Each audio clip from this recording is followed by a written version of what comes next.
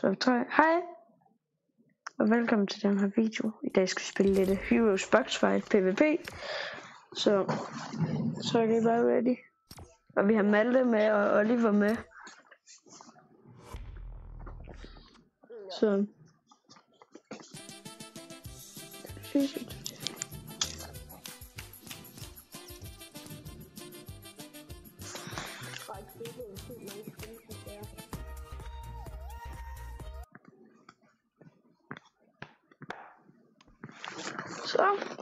men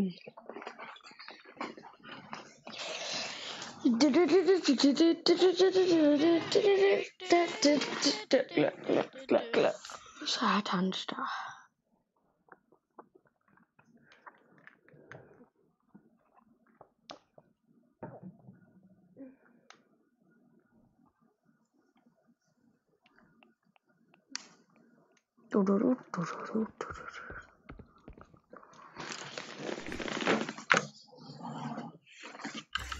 Oh yeah.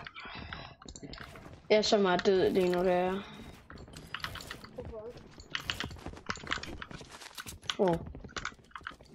Jeg er så meget død, jeg har den dårligste kraft nogensinde.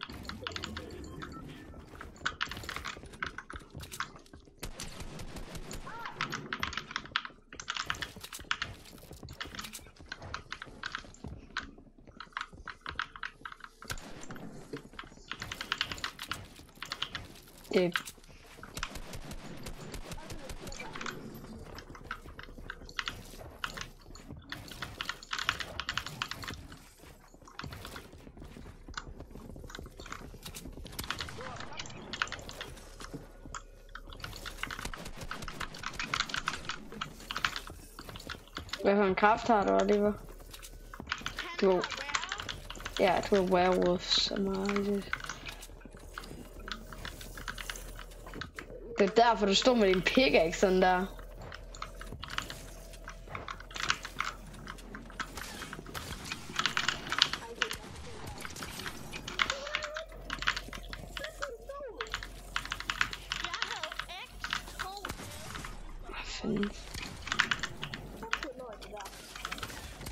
Det er det faktisk ikke.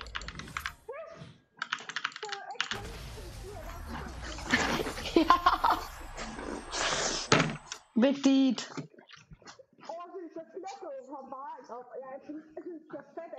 Lige ro på med de ord der, Oliver. Yes, jeg har min anden yndling superpower. Lucas. Ja. Nej.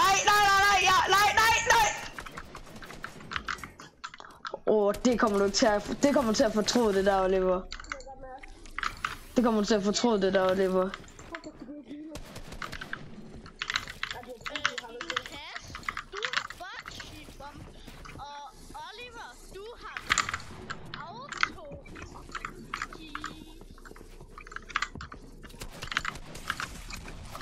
Ej, hvad? Oliver, sådan, Oliver. Auto health. Auto heal, mener du? Auto heal. Men du stjæler også min kældstin. Det er kun det, du kan, altså. Yes, jeg kan være usynlig. Oh my god.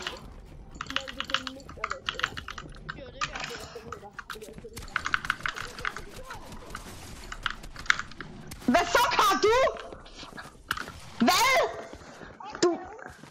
Jamen derfor kan du sgu ikke have 30.000 fucking liv. Jeg ramte dig for over 300 flipping i shield. Malte, du kan godt, han er ikke særlig god.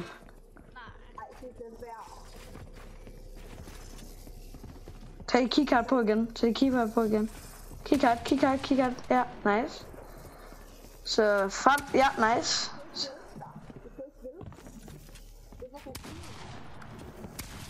Ja, nice, Malte. Hvad mener du? Jeg hjælper ham bare med, hvad han skal gøre.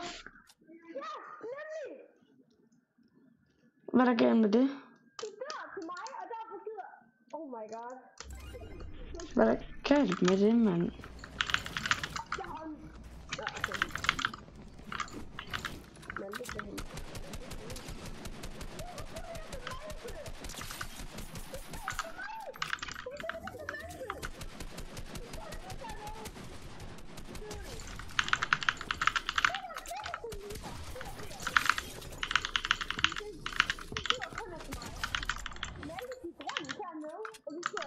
Nå, så jeg ham ikke, ligesom måske. Jamen, hvordan skulle jeg se ham, hvis jeg ikke så ham? Ja, men det kunne jeg sgu ikke, hvis jeg fokuserer på dig.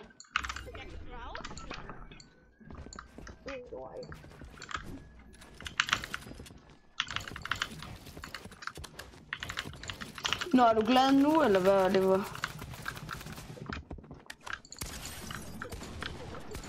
Er du glad nu, eller hvad?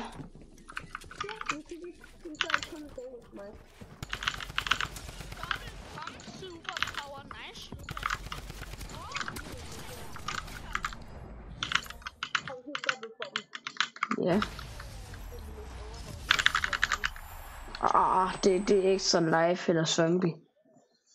Eller usynlighed. Ja.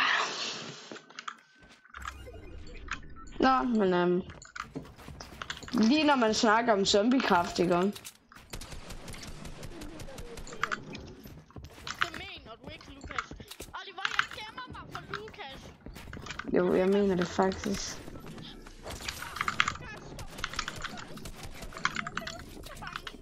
Og det var noget for usynlighed.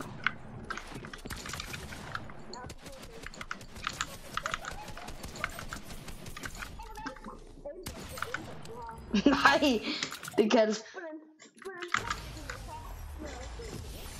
Jamen, du stod jo samme sted, som du blev usynlig. Jo, du gjorde. Jo, du gjorde. Jo. Og nu har jeg fået vampire.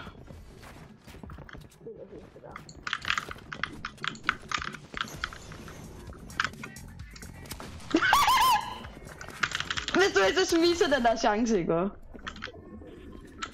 Kasten.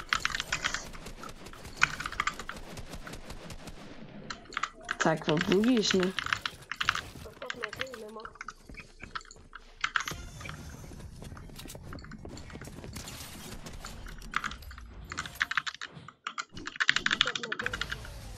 Du griner sgu da også af mig nogle gange. Altså. Du griner også nogle gange af mig, når jeg dør.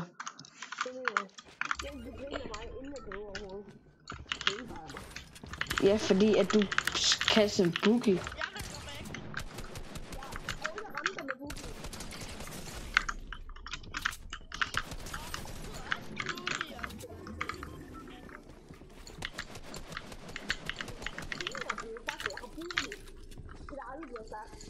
Man kunne høre det.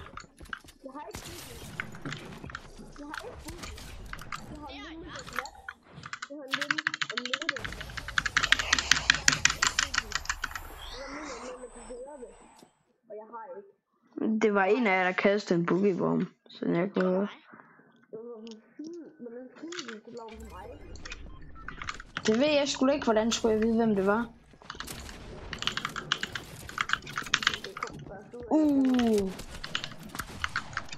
Jeg koner der inde i din boks.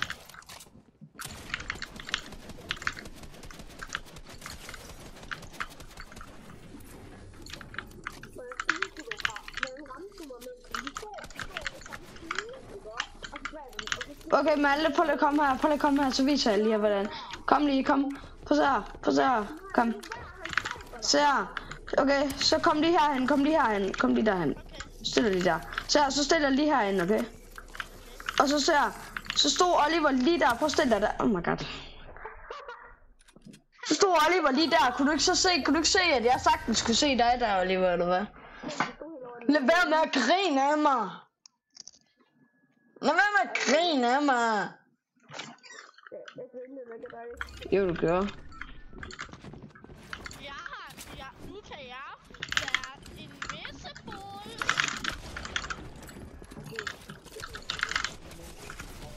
Hold kæft, I spammer, I synes. Han har kun én skud tilbage. Man laver sin noget.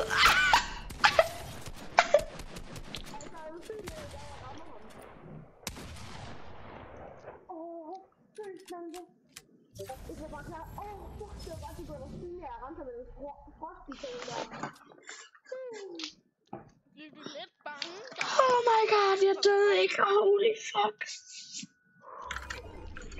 Ja, nu er jeg med til kærborgen. Jeg er dum nu. Jeg er så mega dum. Det har du ret i.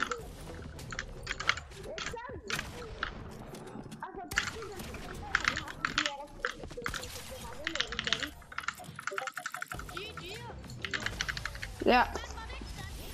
Jeg danser i 1 sekund, jeg danser i 1 sekund.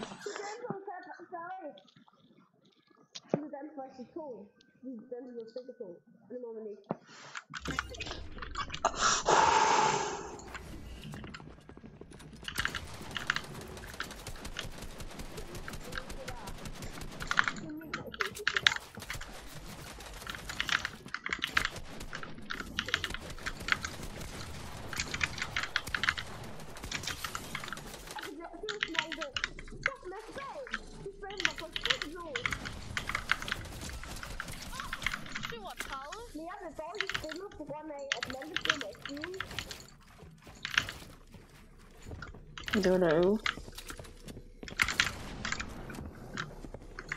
Boxed.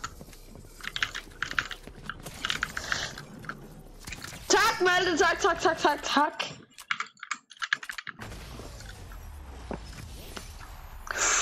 Oh my god, hvordan går jeg det der, mand? Meget lidt liv. Oh my god. Hvorfor har jeg hele tiden epic loot? Jeg har mega epic loot. Du ramte mig sgu da i maven, hvordan fuck? Hvad fuck?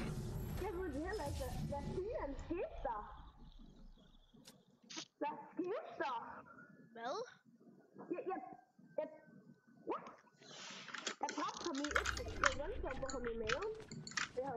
To ting kan ske der. Enten er han hacker, eller så... Okay, jeg holder mig lige væk fra Malte, tænker jeg. Det kan jeg sgu ikke gøre for. Oliver, det er fordi han er dobbelt damage.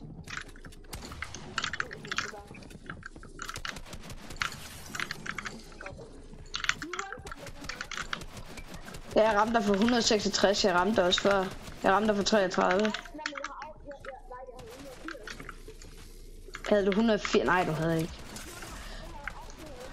Nej, du havde ikke. Nå. Men jeg ramte dig for 160. Så det var jo 66 faktisk. Det havde du så ikke, hvis jeg kunne. Nej, det havde du så ikke, hvis jeg ramte dig for 166. Hvis jeg ramte dig for 166, så havde du jo ikke.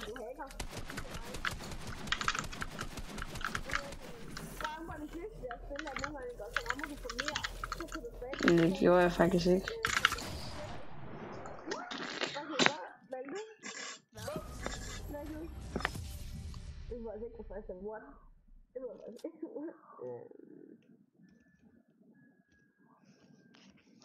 Hvad for en superpower har jeg nu? Ja, jeg er bare unlimited match. Det synes den bedste. Ja, jeg har fucking også unlimited match.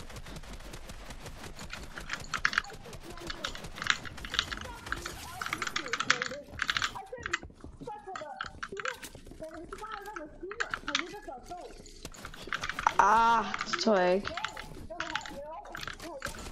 Det tror jeg ikke. Så du har one-pumpet mig, eller hvad? Det tror jeg ikke på. Det ved jeg ikke lige, om du havde. Hvis du stod under min rampe og prøvede at komme ind under min rampe, så tror jeg ikke rigtigt. Jo, det prøvede du. Jo. Yes, jeg har en grisebrud. Nu er det tredje. Jamen, det er jo også lidt det, du gør nogle gange.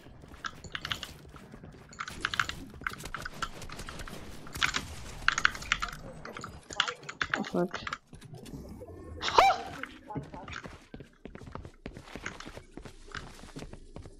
Har du også en visebolle?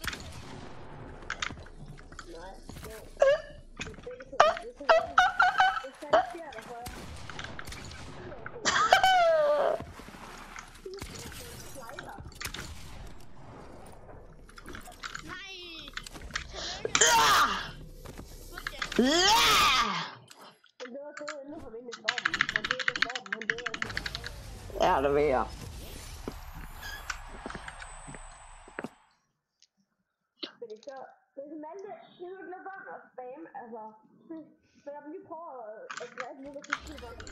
Så hvis jeg siger til dig, at du stop med at spamme, spammer du så ikke? Jo.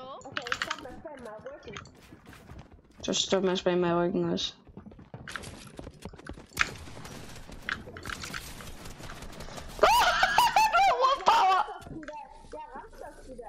Du ramte mit billede, ja.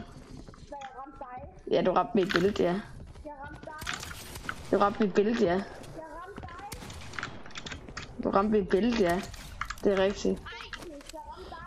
Nej!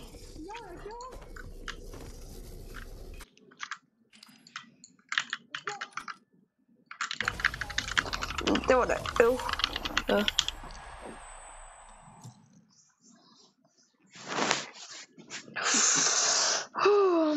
Men det er da helt sindssygt, den her video bliver. Ja. Hvad med det her? Det er Malte. Det er mig, sgu da. Ikke gå.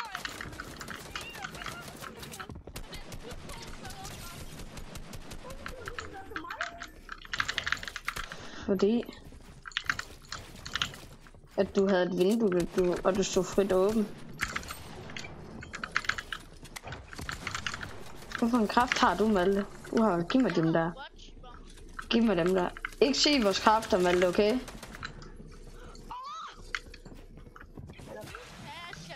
Hvad fanden? Prøv du at splashe min. Prøv du at splashe min, Oliver. Prøv du at splashe mig.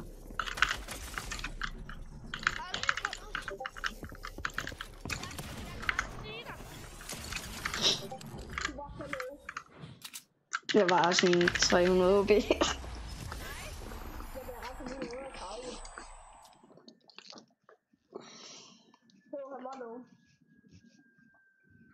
Sagde du 138? Så havde jeg stadig meget lige tilbage. Jo. Så det er bokser der der. Au for satan.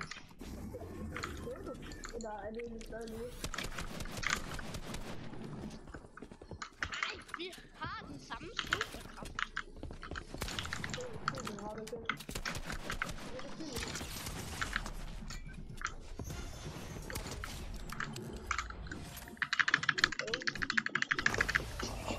Det var GG. Gør klar. Tryk igen.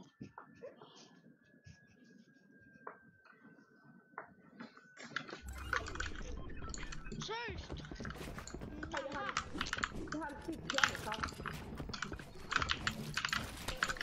Hvad har du, Oliver, der? En klam kraft.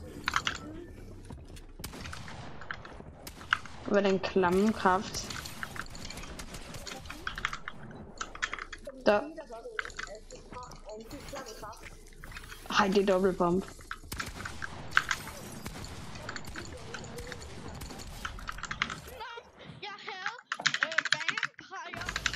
Ja, det så jeg godt. Ej. Det går godt for mig, det her. Ja, du vinder indtil Ja. Jeg har den dårligste superkraft. Og du siger, jeg går efter dig, Oliver.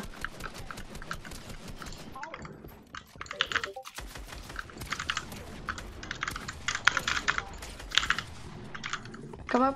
Jeg vil gerne have det op.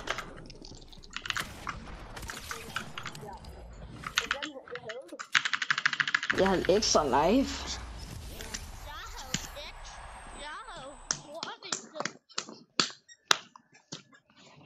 Det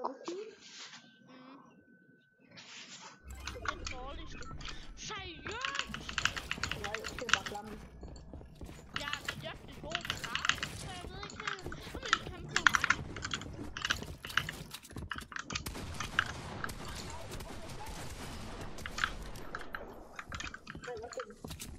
Jeg havde 20 damage. Jeg er 7 HP. Hvordan vandt jeg det der? Tæt på. Hvordan vandt jeg det? Holy. Du kan bare løbe rundt, så jeg ikke kan ramme med shotgun. Wow. Jeg var 7 HP.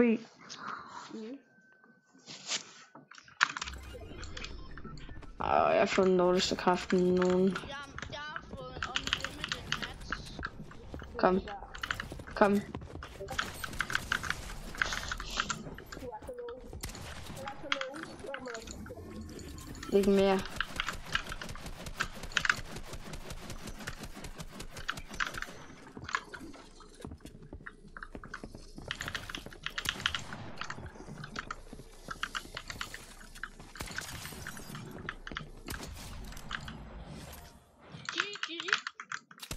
Jeg kan ikke.